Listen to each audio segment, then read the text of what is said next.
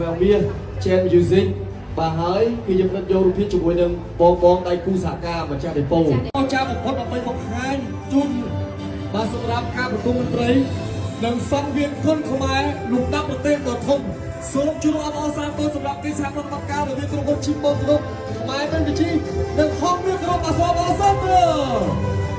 ឡូវនេះខ្មែរធ្វើបានកាន់តែច្រើនទៅលើគ្រប់វិស័យ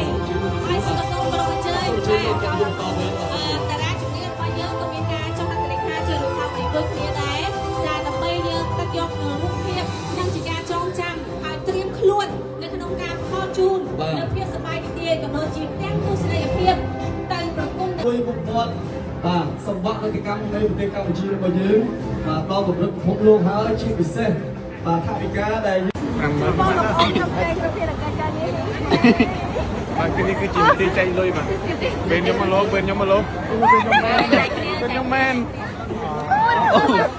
ស្វាយអត់អ្នកណាអ្នកប្រាំកំណត់បំបាយអ្នកណាអ្នកខូច